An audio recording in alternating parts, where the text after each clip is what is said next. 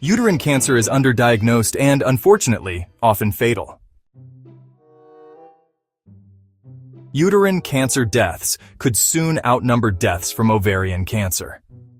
Uterine cancer affected about 66,200 women in 2023 in the United States, and around 13,000 will die from the disease annually. Uterine cancer, also known as womb cancer, refers to cancers that develop in the uterus. The most common type is endometrial, which originates in the lining of the uterus, the endometrium, and accounts for about 95% of all cases. Uterine sarcoma, which is a rarer type, develops in the muscles or other tissues of the uterus. The average age at diagnosis is 65 years old. The risk factors for uterine cancer include older age, obesity, diabetes mellitus, never having been pregnant, late menopause, unopposed estrogen intake, a history of breast cancer, and the use of tamoxifen. Endometrial cancer is closely linked to estrogen levels, especially unopposed estrogen. Unopposed estrogen actually occurs in obese women because androgens found in adipose or fat tissue are converted to estrogens by the enzyme aromatase. Interestingly, tamoxifen, which is an antiestrogen in the breast and is used to treat breast cancer, acts as an unopposed estrogen in the endometrium and can cause endometrial cancer while being used to treat breast cancer. Early menarche and late menopause both increase lifetime exposure to estrogen and, as a result, increase the risk of endometrial cancer. Several non-genetic risk factors have been associated with an increased risk of endometrial cancer, particularly for the most prevalent histological subtype, endometrioid endometrial adenocarcinoma. These include obesity, physical inactivity, excess exogenous estrogen, insulin resistance, and, as noted previously, tamoxifen use after breast cancer. Interestingly, daily coffee consumption has been shown to be inversely associated with endometrial cancer.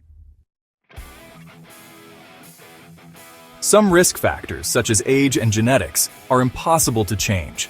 However, changeable risk factors include obesity and taking unopposed estrogen. Prevention measures include maintaining a moderate weight and taking progesterone if taking estrogen. The predominant symptom of endometrial cancer is postmenopausal uterine bleeding, but abnormal uterine bleeding in pre- or perimenopausal women can also occur. It's important to keep in mind that most cases of postmenopausal bleeding are due to benign causes, and only about 10 to 15% are malignant. 1 out of 8 postmenopausal women suffering from uterine bleeding will ultimately be diagnosed with endometrial cancer. Endometrial cancer is given a grade based on the percentage of cancer cells present.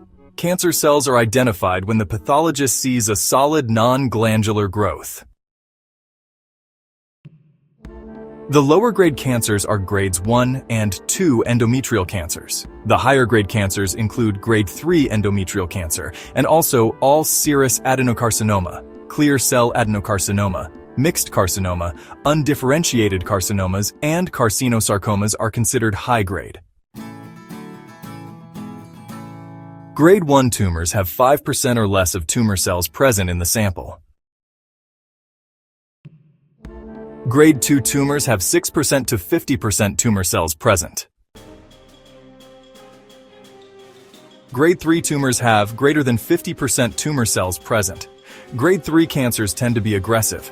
They grow and spread fast, and unfortunately they have a worse outlook than lower grade cancers.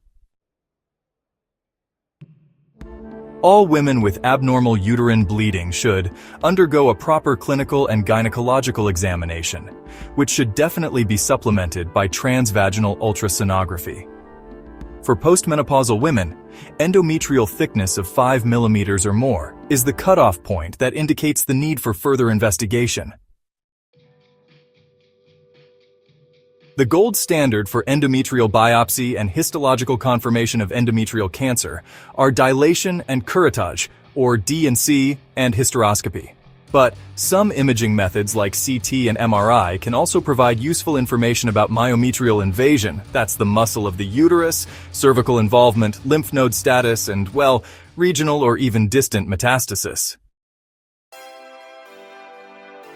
Understanding the genetic diversity and drivers of endometrial cancer has, over time, led to varied management strategies that aim to enhance therapeutic precision for this complex disease. These days, depending on the nature of the cancer, progestins, aromatase inhibitors, and selective estrogen receptor modulators, or SERMs, might be prescribed along with radiotherapy. However, recent research has shown that tailoring treatment according to molecular and disease characteristics can actually spare nearly half of patients with high intermediate risk endometrial cancer from radiotherapy, while still maintaining excellent survival rates. The findings from a new trial have some pretty significant implications for precision medicine in the management of endometrial cancer. The trial demonstrated that integrating molecular risk profiles into treatment decisions can help better stratify patients based on their individual risk for recurrence, leading to more tailored and personalized treatment approaches.